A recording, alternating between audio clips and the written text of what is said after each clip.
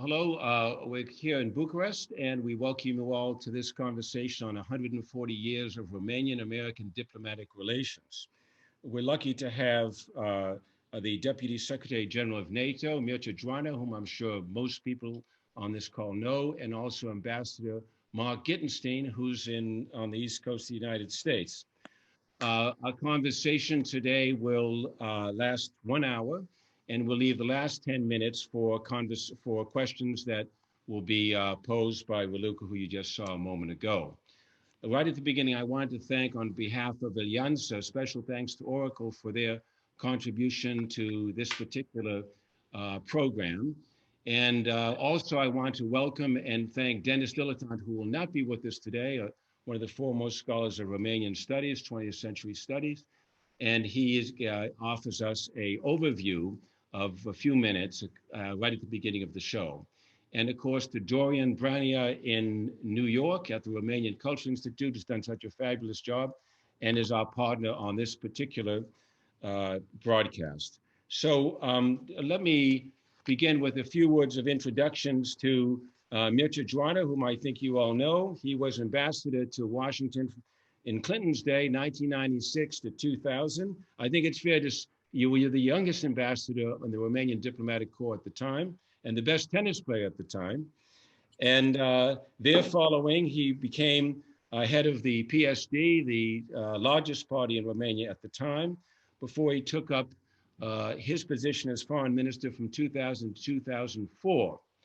From 2008 to 2011, he was president of the Senate, and in July of 2019, he was appointed Deputy General Secretary of NATO, and he joins us from Brussels. Mark Gitenstein on the East Coast, he served as ambassador from 2009 to 2012. He was nominated by President Obama in June of 2009. In fact, just before he left, President Traian Băsescu gave him the highest civilian order, which is the Star of Romania. I think Mark's well known for his work in fighting corruption, improving transparency, and strengthening the rule of law. He is Romanian of ancestry. His grandparents were born in Botoșani, and he attended and got degrees from Duke University and Georgetown Law School. His relationship with President-elect Biden began on his staff and later as chief counsel and minority chief counsel on the United States Senate Judiciary Committee. And more recently, he has served as a member of the transition team, the Biden-Harris transition team, and he continues his work with Fondul Proprietar, which we'll discuss, I think, in this conversation. Anyways, I begin the first question, which is an obvious question. What does Biden mean to the relations between the two countries? Well, I assume that's directed to me. First of all, Vice President Biden has a deep relationship with Romania. He has been there probably 6 or 8 times, beginning in his time as a member of the U.S. Senate and then as chairman of the Senate Foreign Relations Committee. He was there twice when he was vice president, once when I was there and once after I was there. His first major foreign trip as vice president was Central Eastern Europe, and it was to Romania and Poland and I think the Czech Republic. He gave his first major speech about the Obama administration's relationships with Central and Eastern Europe, or on Europe generally, in Bucharest at the library. So he has a deep commitment to Romania. He encouraged me to take the Romanian post primarily. He didn't tell me at the time because he and President Obama had decided to place the missiles in Devaselu in Romania, as part of the NATO program, which Mircea knows a lot more about than I do. And that was going to be done. I didn't realize at the time, and I think he wanted my help in trying to get the treaty through the Romanian Senate, which with Mircea's help, we were able to do quite easily. So he has always looked favorably upon Romania and will continue to do so. I think he will look at Romania, like every president has, as an important bulwark, especially in Central and Eastern Europe. Mircea, you certainly have had long dealings with the Democratic side of the American politics. How do you see a Biden presidency in respect to Romania? Oh, first of all, I think it will be a presidency where America's alliances in Europe and around the world will be strengthened. I think Romania should be proud of our strategic partnership with the US, and I would have to say that this is, bipartisan, both in Romania and also in America. But what President-elect Biden would definitely bring would be a tremendous volume of experience in global affairs. And I remember when I was a very young ambassador, and he was chairing the Foreign Relations Committee, Mark, I think, bringing over and over, and he accepting over and over lots of guys from Romania, making the pitch why Romania should join NATO. So he was very instrumental in Romania and also the other countries in Central Eastern Europe accession into NATO. And by the way, the accession into NATO paved the way for the EU accession for these countries. There is no other case in which a European nation joined the EU before joining NATO first. I remember also one thing, and I think that's quite, if you want, his deep conviction that democracy, integrity, and checks and balances and rule of law are indispensable parts of a prosperous and successful society. And I remember being invited when he visited, I think the second time, Mark. The first time I met him personally at the American Embassy. I have a photo here in my office in NATO with him. But the second time he had a speech, and he had a small quote speaking of the fight against corruption and the need for integrity for Romania and for any other nation. He was referring to Alexandru Ioan Cuza, and for Romanians, this conversation of the Romanian domnitor of those times with a peasant, speaking of Ocaua Mică, he made a very powerful Romanian, if you want, metaphor in this thing. So I believe he will be bringing tremendous predictability. I think he will be investing in America's alliances, and Romania's strategic partnership, I think, will flourish even more with Joe Biden and Kamala Harris at the helm of the American administration. That's a very optimistic and encouraging beginning. I want to then, just before since we're talking about 140 years, to turn to Denis Deletant's pre-recorded message. Raluca, do you have it there? Yes, I do. Okay, let it roll then. And then I'm going to say a few words about the history of US-Romanian relations. So according to its practice in European matters, the US government waited until France, Britain, and Germany recognized Romania's independence on the 20th of February, 1880. It was only then that the US opened a legation in Bucharest. The first Romanian minister to the US, Constantin Angelescu, presented his letters of accreditation at the White House on the 15th of January, 1918. After the First World War, the US reverted to its policy of isolation in international affairs, that the US remained neutral until the declaration of war on Japan following the attack on Pearl Harbor on the 7th of December 1941. Romania declared war on the US on the 12th of December 1941, but it was only on the 5th of June 1942 that the United States declared war on Romania, Hungary, and Bulgaria.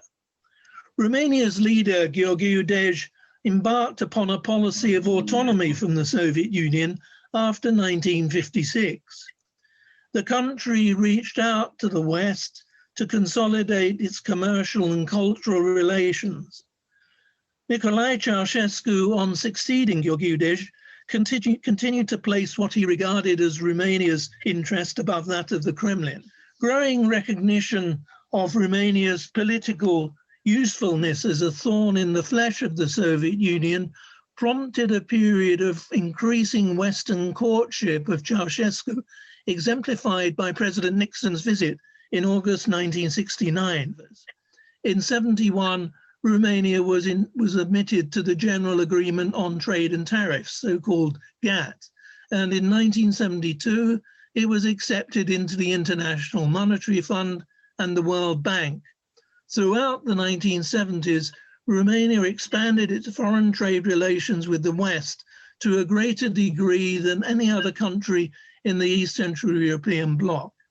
That at the end of July 1975, President Ford granted Romania most favored nation tariff status. In March 1985, the Western support for Ceausescu faded. With the advent of Gorbachev in the Soviet Union, Ceausescu's usefulness as a bridge between East and West rapidly evaporated. In July 1988, Ceausescu renounced the most favored nation trade concessions in the face of White House and congressional demands for improved human rights performance. And from that date, Ceausescu's notoriety, we might say, in the US descended rapidly. And ultimately, we have, of course, the revolution of December 1989 and the execution of Ceausescu on Christmas Day 1989, and the beginning, with the collapse of communism, of a new era in US-Romanian relations. Good, okay. Well, there's an overview. There's a longer version of that. Will be on the other platforms for about 11 minutes. But anyways, it allows the diplomats in this conversation to put on their historical hats a little bit.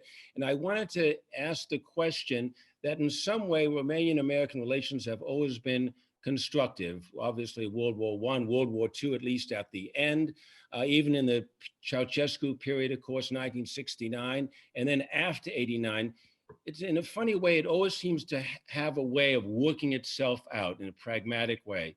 Mircea and Mark, let's get your take on that. Why is that? Mircea, why don't you go first? Oh, thanks, Mark.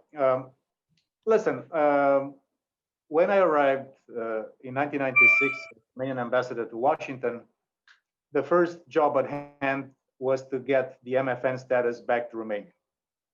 Ceausescu gave up, and by the way, Denis Deletant is a wonderful intellectual and historian, and we love him and respect him greatly. And that was and it was an attempt in 1995 by Romania, which failed in US Congress to take it back. So I'm just trying to tell you that the level of Romanian-US relationship after a very hesitant Romanian transition after 1989 was at a very low point. Very low point. Reputation was not very clear. While other countries were speaking about getting into NATO, Romania was fighting to get MFN status back. Us and North Korea were in that situation. But in the end, we turned it around. I remember vividly, you know, the big billboard in the House of Representatives with the votes. I think we got roughly 95% of the votes for that. What I'm trying to make the point is that history is not linear. There are moments in history where dramatic things happen and inflection points do occur. And I think if you want the merit of Romanian diplomats and political leaders over time were able to grasp such opportunities. My experience with the great moments is the strategic partnership between Romania and US itself. To be honest, because we plotted this in 1999 after Romania suffered a tactical defeat by not being invited to join NATO at the Madrid summit. So basically it was 2 or 3 of us with Strobe Talbot and Ron Asmus and myself in a small room someplace inventing the strategic partnership. So there was no preordained destiny for this thing. We just were able to grasp a moment, a difficult moment, and turn a tactical defeat into a strategic victory for Romania. And if today we have a strategic partnership which is flourishing, is also because at a certain difficult moment. So not everything is rosy. not everything is preordained. You have to fight when destiny, history, geography gives you a chance. And when you have it to get it, you get it. And that's I think my lesson from this thing. And I anticipate a long history of exceptionally close alliance between Romania and the US. No matter what will happen with other things, I do anticipate long historical cycle of an alliance between Romania and the US. I think that's right. You were saying that history is not linear in your answer, Mircea. Do you see anything that would get in the way of the flow, which has been, despite the ups and downs you talked about, which has nonetheless been more or less in one direction? Do you see any scenarios that could upset that? I think the alliance between America and Europe, between America and Romania, between America and its allies in many corners of the world, is based on two ingredients. One is common values, and the other one is common strategic interests. So as long as Romania, and I'm convinced that Romania will stay the course, irrespective of sometimes you slide, there are hesitations, there are mistakes, there are things. As long as Romania continues to invest in its democratic system, as long as we share the same values, as long as we also share common strategic, economic, and political interests, I think this relationship is sound, is solid, and is deepening and broadening with every cycle. And this is why my anticipation for the new American administration and the new American Congress, and for Romanian leadership and Romanian parliament and Romanian citizens, is for us to continue to invest in this indispensable relationship for Romania. That the indispensable relationship for Romania is this partnership and alliance with the US. Mark, what's your thoughts? Any thoughts on that? Yeah, a number of them. First of all, I agree with everything Mircea said. And first of all, the other thing, I should have said this at the beginning, I don't speak for the United States anymore. I'm not the US ambassador, and I don't speak for the forthcoming Biden administration either on these issues. I speak just as a citizen who has devoted much of the last decade to this group of issues. But I think one reason the alliance is so strong picks up on points that Mircea was making. I remember when they were when I heard how the decision was made to place the missiles in Romania that are in Devaselu now. It was explained to me how they went through the process of settling on Romania, and I won't go into the other 2 or 3 countries they looked at. But once you sat down and had to make a strategic decision about which country in this region of NATO is most important and reliable as an ally, it was not even close. Okay. First of all, Romania, I don't know if people are aware of this, but the German Marshall Fund does a survey, I believe it's the German Marshall Fund, every year, sort of gauging American support in every country in Europe, especially in NATO. And Romania frequently, I think even today, is the country where America is the most popular. So there's a deep well of support and kinship among the Romanian people about America. And, although Romania is not well enough known in the United States, and that's something Jim and I have been focusing on in creating Alianta, among elites, especially in the State Department and the military, flag officers, by the way, I had a flag officer in my office once a month from NATO or US Army Europe or, any of the US Navy, sort of reassuring and strengthening relations between the US military and Romania. Almost every month I was in as an ambassador. So at almost every level among the elite civil service in the United States, there's a deep recognition of the importance of Romania.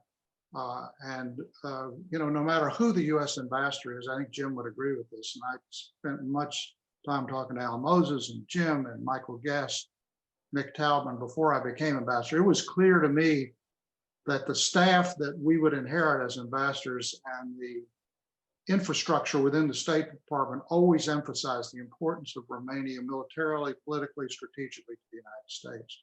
And when I got to Romania, it became clear to me that we shared many values. on democracy, culturally, and in attitudes about the East. And I think there are inherent immutable forces strengthening that relationship no matter what. Now, I agree with Mircea. There are things that could happen in Romania that would undermine that relationship, and that is always a consistent concern to us. And one reason why every U.S. ambassador, from Al Moses to the present, has emphasized anti-corruption and transparency is because we view that as an essential ingredient to a stable democracy, which in turn is critical to an enduring alliance with an ally you can trust. Thank you. Mircea, you were talking about the rough points here and there, and you, Mark, just mentioned immutable forces that move in the good direction. When you were serving, Mircea, in Washington and Mark in Bucharest, did you ever get to a point where you said they just don't understand what we're looking for? There's some misunderstanding here. Did you ever have that type of problem when you were serving on the ground in the other country? Mark. You want me to go first? Yeah. Well, it was often around the issues of corruption and transparency. It was almost as if, and as many of you know, I was attacked consistently about this as if I was serving some personal interest here. And by the way, it continues to this day because of my work on Fondul Proprietate, which is, I got on that board primarily because it became a platform for me to continue to advocate for greater transparency, especially in equity markets and reform of state-owned enterprises, which, of course, as you know, is the portfolio of Fondul Proprietate. That often I would get in arguments with people about why do you advocate this? Why do you care about this?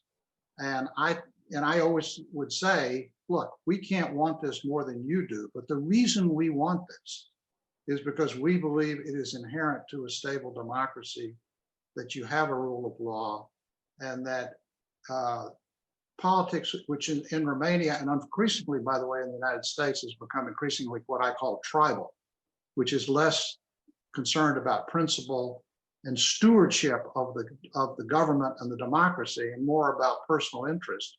That's dangerous, and it basically will destroy a democracy and makes a country unstable.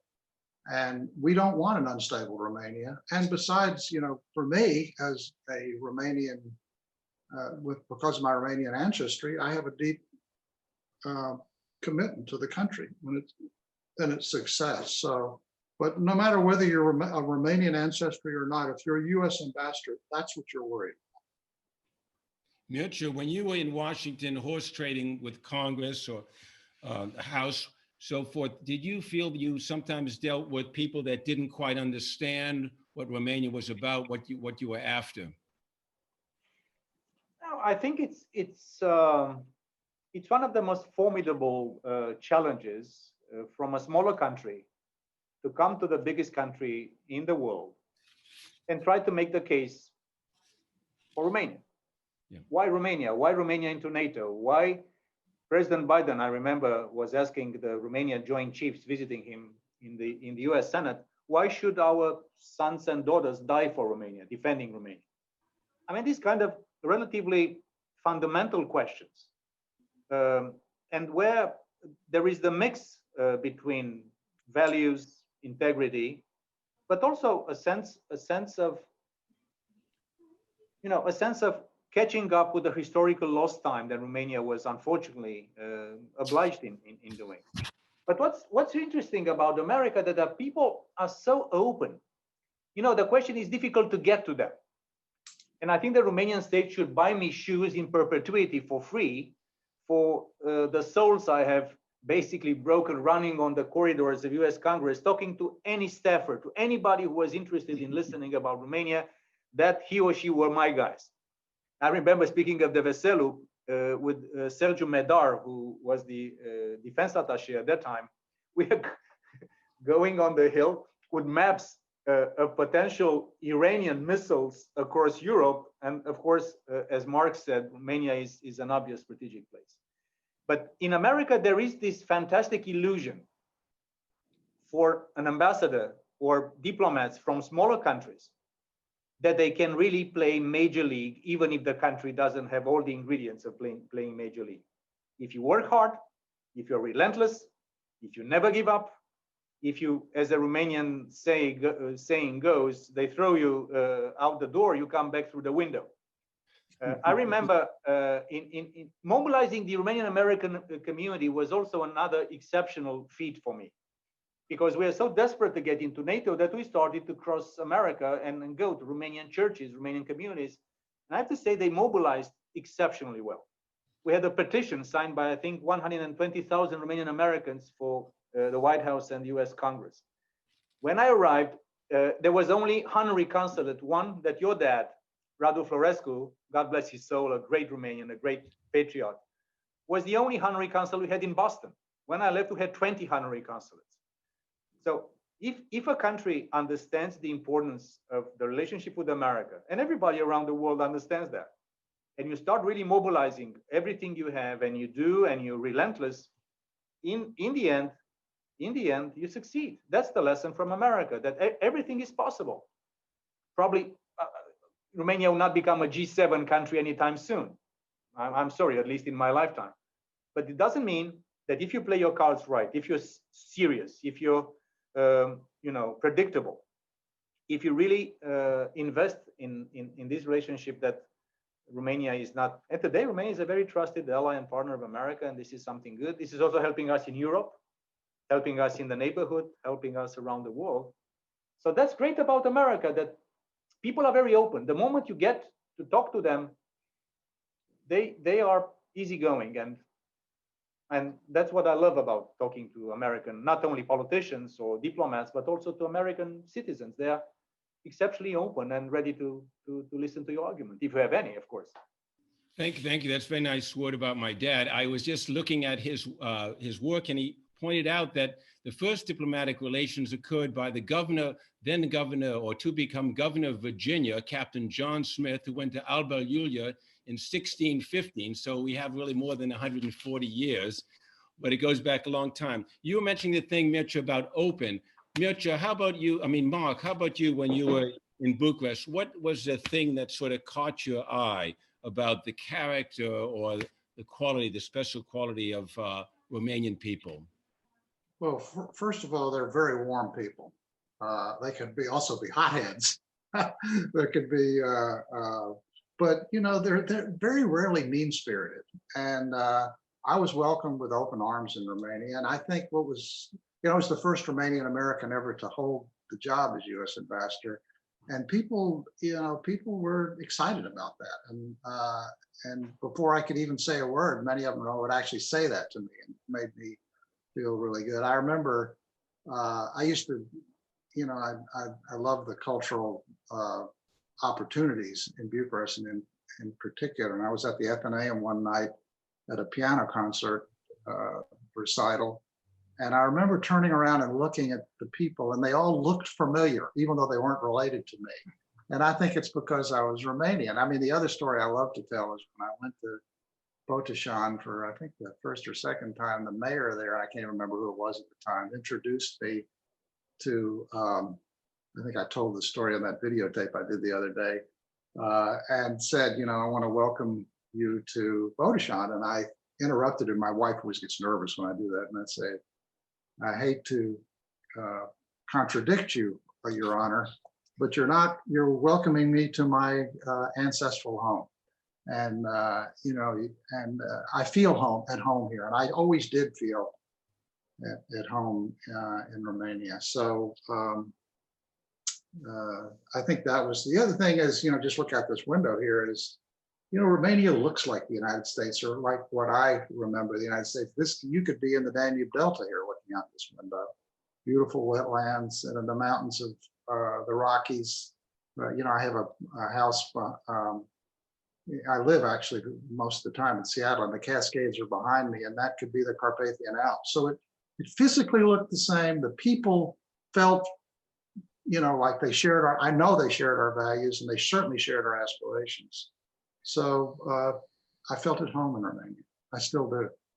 Felt at home. And then, let me ask you a question, Mark. You know, almost in literature and history, people always talk about the shadowy ways by which Romania operates, or the Balkans. Did you ever feel that dealing with, let's say, with the political world? Oh, yes, absolutely. It's a very Byzantine politics. But there are people like Mircea and other reformers who have made a difference in Romania. And I think the trend line, as Dr. King used to say, the arc of time, history bends towards justice. And I think the arc of history of Romanian politics is towards greater democracy and a closer connection with the West. But I also agree with Mircea, it's not inevitable. Nothing, as we've learned in the last 4 years here in the United States, reform and expansion of a multicultural democracy is not inevitable in the United States, and it's not inevitable in Romania. Both of you as diplomats carried the ball down the field, and you've both talked about that. Mircea with the difficulties of MFM and things like, and other challenges there. Is there anything, let's say, I'll begin with you, Mark, unfinished business that I wish I just got this job done a little bit more pushed ahead? Well, to use an American expression, I broke a lot of eggs over the issue of corruption. And I'm very proud of the fact that I did that. I want to continue to do work in that space. And I think that the reason I joined the Fondul board was because one of my great regrets as ambassador is I didn't think I did enough to help reform equity markets and make businesses and state-owned enterprises more transparent. Because what I learned about corruption is you can't just indict and convict everybody in Romania. That doesn't solve the problem. You have to make structural changes to make corruption less enticing and less inevitable. And I learned that state-owned enterprises were the venue for a lot of mismanagement, lack of transparency, and corruption, quite frankly. And the problem with that is those enterprises are basically owned by Romanians, by Romanian shareholders or voters.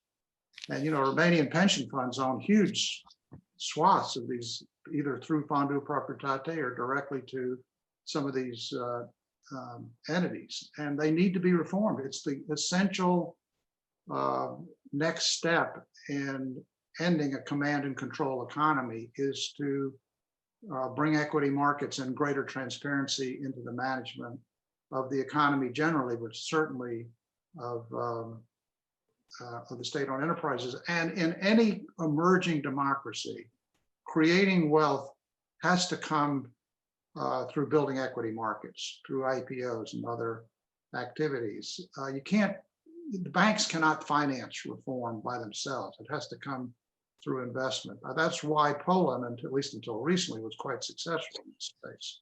They built their equity markets. And I always thought that was I didn't do enough in that space. And so it's one reason I have spent so much time at Fondul Proprietate. Mircea, how about you? Unfinished business. Listen, many of the, let's say, the anchors of the Romanian-American relationship, the strategic partnership itself, the Romanian caucus on Capitol Hill, the things that were started before me, the National Guard of Alabama and Romania. I remember managing to convince U.S. Congress to invite former President Constantinescu to a joint address in front of the U.S. Congress, a joint session of Congress, which I hope next Romanian presidents will be able to replicate.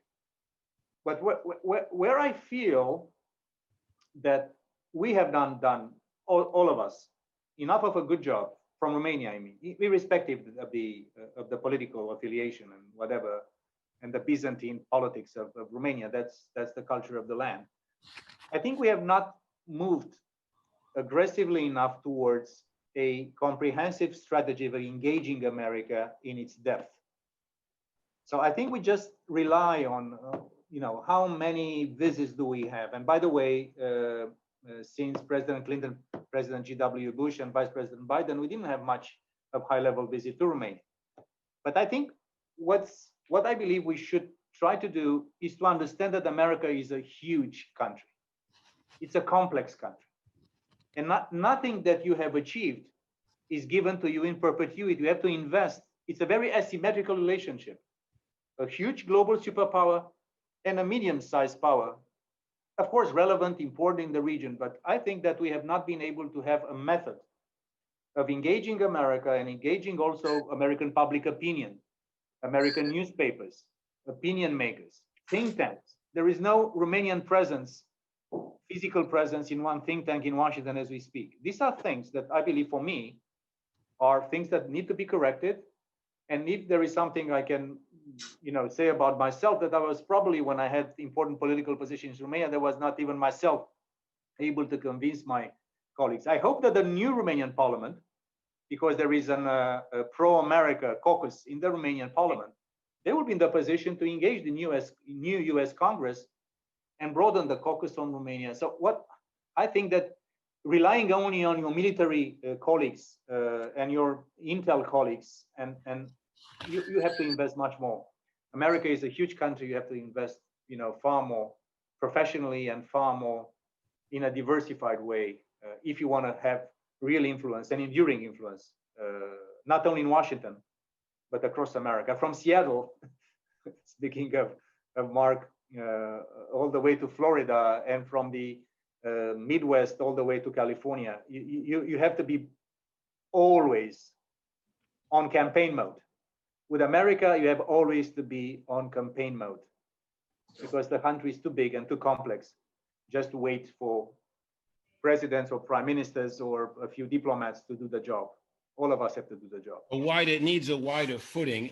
Now that's, I suppose, a question for both of you, that under the Obama administration, Obama seemed like he had pivoted towards the Pacific, and Vice President Biden was deputized, it seemed, more than most to be looking after Europe. Do you think that becomes more difficult now?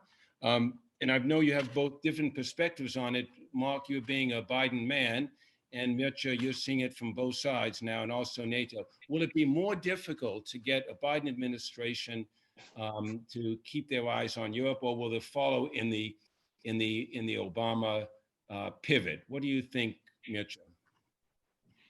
No, I don't think that a Biden administration will basically not engage with Europe, which is just the opposite.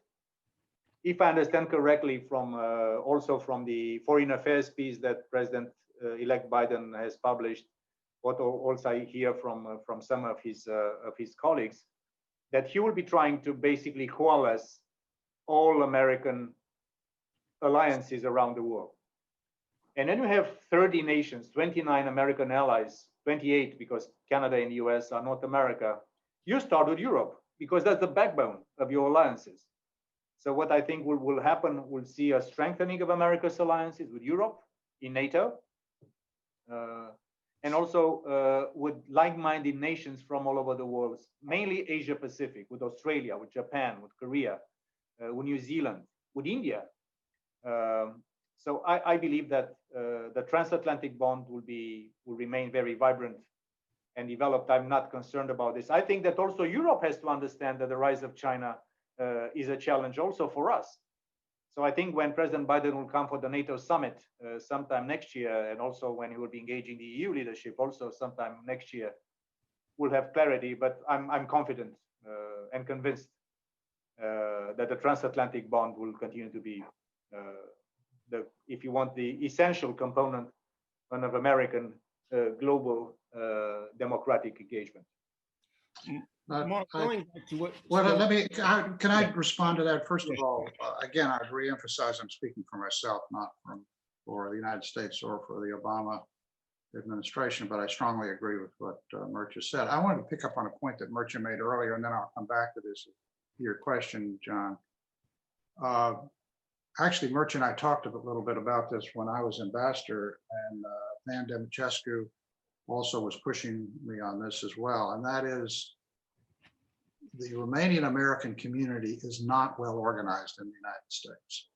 And I don't know how Mircea was able to do what he did, but you know, we have worked at Alianta for that very purpose, to try and strengthen the bonds of Romanian American organizations with each other and have them all rowing in the same direction, and towards a strengthening of the relationship between the two countries in the United States. I'll never forget, I think it may have been President Băsescu or somebody asked me, sort of annoyed at one point, about why was it so hard for Romania to get 8 M16s when Poland had, you know, like 24 F-16s.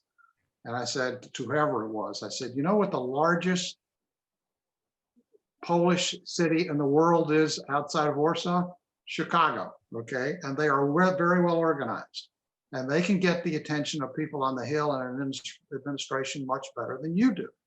And I think you need to build that wellspring of support. And that's what we have been trying to do at Alianta, and it's extremely important. But anyhow, I took us off a little on the sideline, but I thought Mircea's point was right and needed to be reemphasized. And it's the whole purpose of Alianta, to try and do that. But John, I interrupted you. You had another question. No, actually, you raised another interesting point, because I remember when Obama first ran for the office, Radu and I were in charge of Romanian Americans for Obama. And I was always struck at how many Romanian Americans were not that big on Democrats. It's sort of like a new, there's a new kind of Romanian American that is somewhat detached, somewhat politicized, or maybe even depoliticized. Do you have any thoughts on that, particularly in light of the fact that you mentioned this thing about a non-united Romanian community? Well, I think to give credit where credit's due, for, you know, I don't know if it's totally fair, but it's certainly the perception in Romania and with many immigrant groups in the United States who care about Russia, is that they credit Ronald Reagan with bringing down the Iron Curtain. And to that extent, as we know, that is a that's cluster of issues around the Warsaw Pact and the Soviet Union, not necessarily Russia today, but some of Russia today. Ronald Reagan gets the credit for doing that. Now, in fairness, it's actually started with Harry Truman, with building NATO, et cetera, as Mircea can tell you. I mean, there's a long history of this, that it's actually not partisan. But the president that many Romanians, I think, credit with doing that was Reagan and the Republican Party. Now, as you know, Biden was heavily, if there was a Democrat who cared as deeply as Reagan about that, that was probably then Senator Joe Biden. So I think that's part of it. You know, we'll see where it goes in the future. I'm, as Mircea, is quite optimistic about where we're headed. Mircea, you were talking a moment ago about the Pacific and China and the interest of Europe and the United States. Do you see NATO playing a different role in trying to kind of soften the rise of China in collaboration with the United States? Do you see an opportunity to step up that game? Listen, NATO leaders in London last year decided and instructed us to look more carefully into the implications on security, because that's what NATO is all about, of the rise of China. And we do this. We do this and we'll continue to do this because it's a major superpower that has explicit ambitions to become #1 in the world, not only in terms of economy, but also in terms of military and technology. And as we know, there is always a relationship between the economy, the technology, and military prowess. Today, China is having the second largest defense budget in the world after the US. And that's why I come back to the need of alliances. You know, if you look at NATO, the 30 countries in NATO, the 30 allies in NATO, we still have 50% of global GDP and more than 50% of defense spending in the world. And that's why I believe that like-minded nations should look into the rise of China also as an opportunity, because it's a major market. There's also opportunities to do things with them. Hopefully, they will be playing a constructive role when it comes to world order.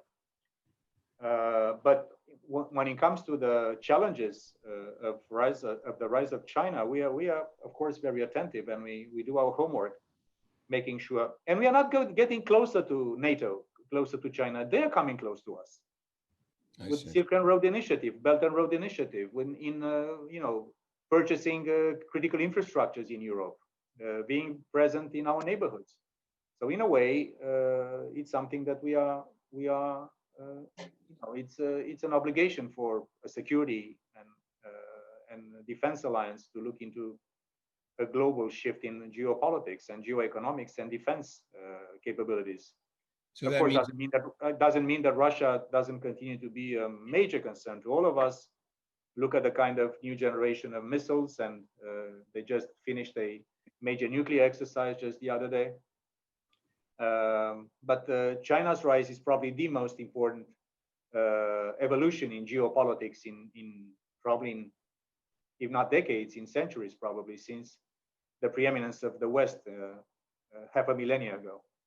Do you think that Biden's election will signal a deepening of relationships from NATO to Japan, Australia, South Korea, and maybe New Zealand? Do you see that gives a renewed spark to deepen those relationships?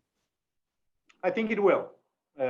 We already have a very strong partnership between NATO and these 4 Asia-Pacific partners. They are exceptionally close to us. In the last few foreign ministers meetings of NATO and defense ministers meeting of NATO, we had also the foreign and defense ministers of Australia attending some of the sessions that we do. We engage actively with those. We're also looking into what the US is building into the Asia-Pacific, Indo-Pacific, also the openings with India. So I anticipate, yes, that not only in Asia-Pacific, but also I think around the world. And the idea of President-elect Biden to have a summit of democracies is also something that makes a lot of sense. Because in the end, I come back to what unites all of us, which is our values. And China is not reflecting our values. China is promoting a different type of societal model, which is not our open, free, and democratic society model. Mark, what's your view on that? Well, as there are certain immutable strategic imperatives that drive the relationship between Romania and the United States, it's also true between the EU and the United States. And a lot of it is economic. I mean, I think the United States is probably the largest trading partner with the EU. I don't know if the converse is true, but it's pretty close to true.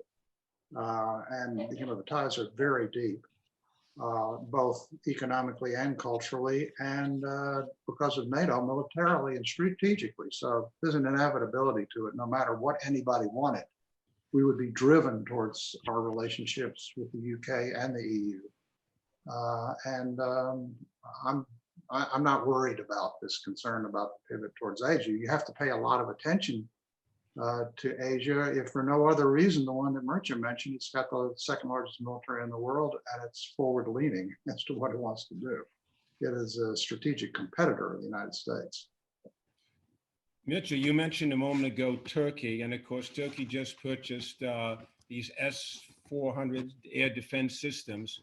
How concerned are you about that, given the fact that even a few years ago there's so much talk of Turkey coming into the family of NATO? Listen, we raised this issue with our Turkish allies, and Secretary General Stoltenberg raised it also directly in Ankara just, I think, 2 or 3 weeks ago. I did it this morning in a video chat with some of the Turkish representatives. I think this is something that, of course, it's a sovereign decision of Turkey to purchase whatever equipments they deem appropriate for them. But when it comes to NATO and our common defense system, a missile defense system, we believe that the acquisition of this Russian missile defense system is, number one, totally different, will never be accepted as part of the NATO defense system. And I think that Turkey should try to find, even if it's relatively late in the game, some alternative solutions that would be Western technology and compatible with NATO interoperability standards.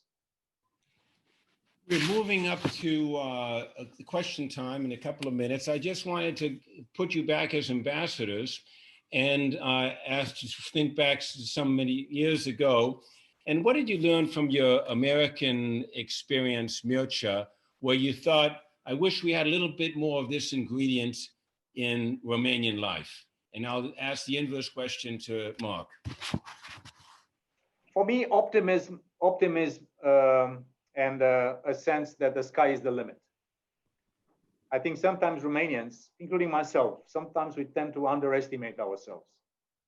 The country is of great potential. The country has, as Mark has said, wonderful people, smart, hardworking. If you put them in the right context, they perform like crazy. I think sometimes we lack a little bit of this sense of optimism and a sense of self-confidence. If we correct that a little bit, I think the sky is the limit. Mark, on your end, sky's the limit for Mircea, if we have a little more confidence. Well, first, let me add to what Mircea said. I used to give a speech. I think Mircea heard me give it when I was in America. That one of the problems with Romanians is asta este viața. Nothing can change. Everything's going to be the same. And, you know, I said, I think you need a little more of Obama's "yes, we can." And I agree very fundamentally with Mircea about that. But I've seen a lot of change in that respect in the last 10 years, for the better. I don't know, what I always appreciated about Romanians, which I wish we saw more in the United States, was a true appreciation of her history. And the people that I spent time with and I admired the most in Romania, the reformers, really appreciated the value of democracy and the rule of law.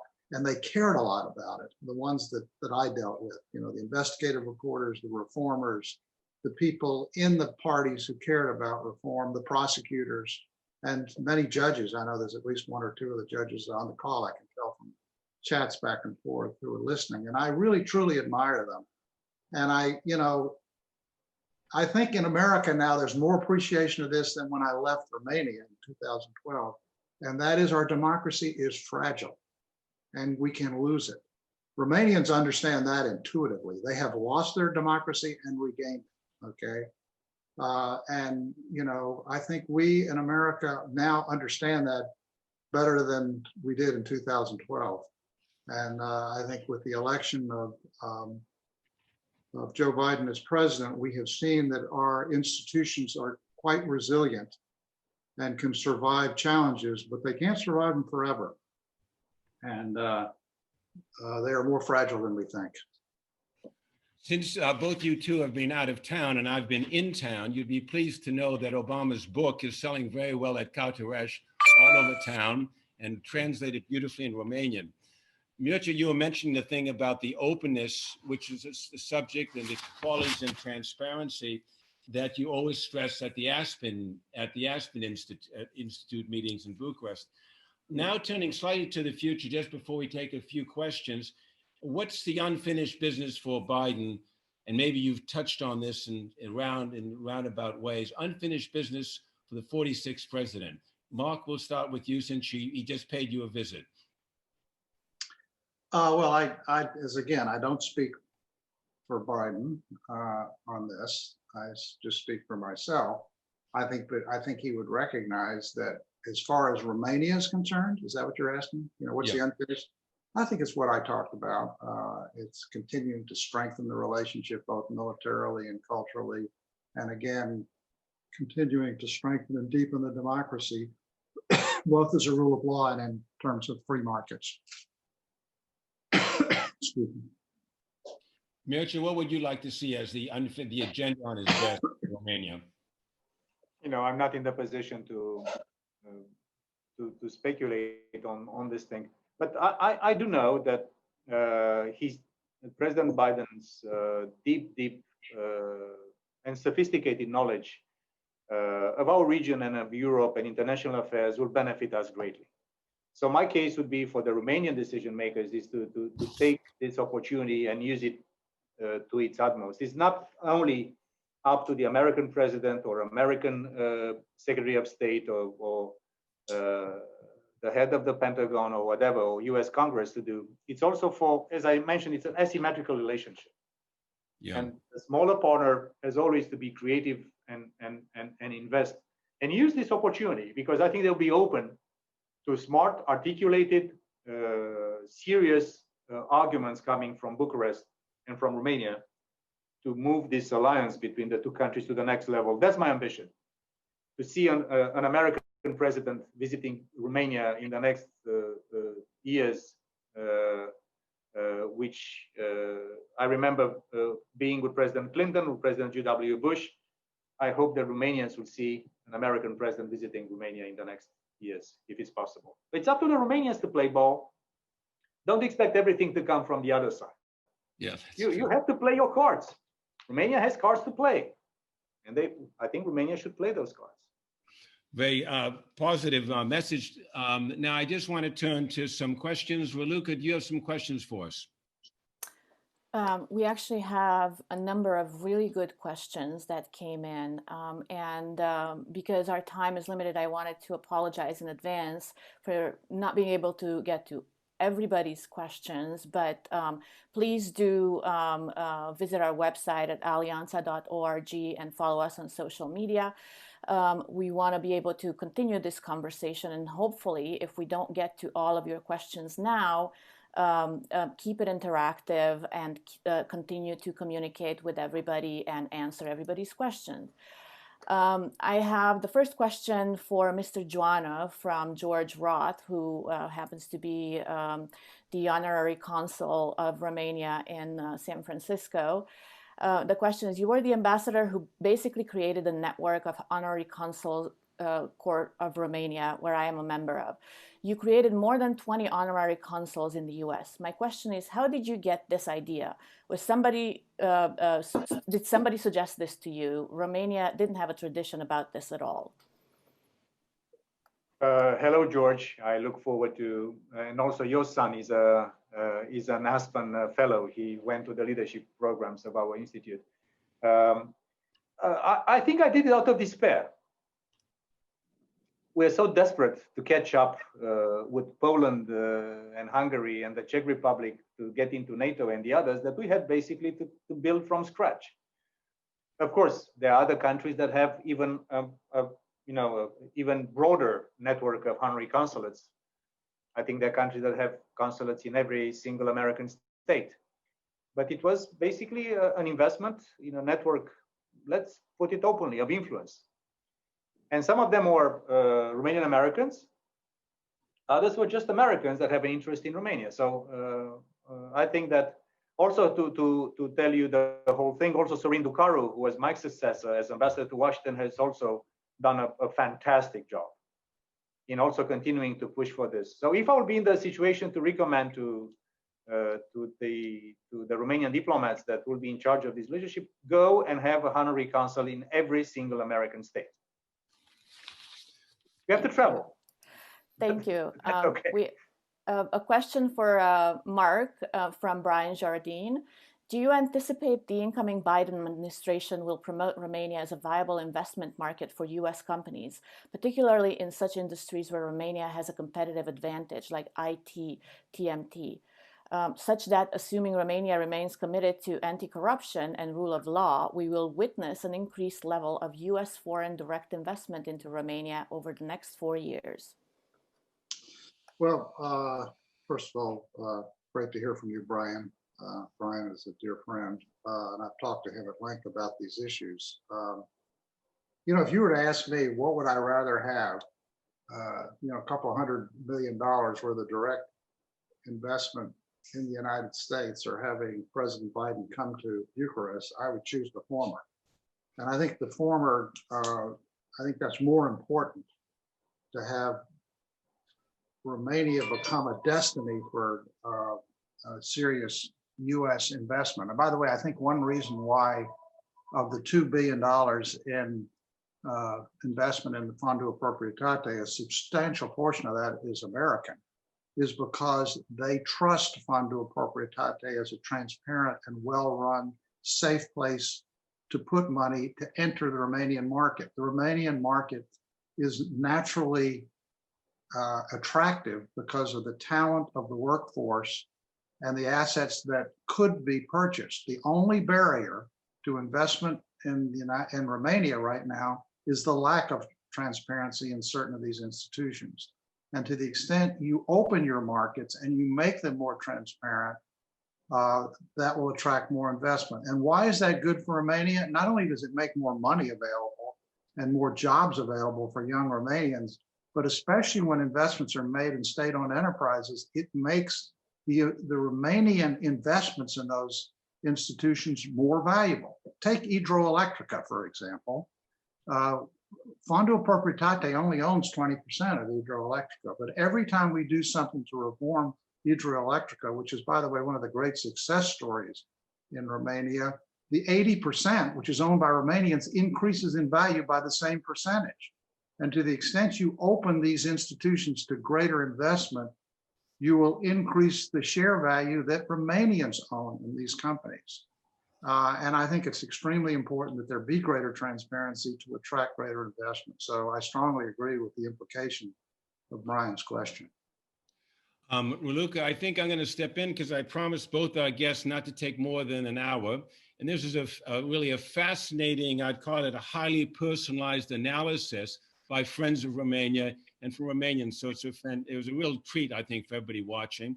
I want to thank once again Oracle and obviously the Romanian Cultural Institute for getting this as far and wide as possible. So thank you all for your time. It was superb and enjoyable and interesting. Bye-bye. Thanks, John. Bye now.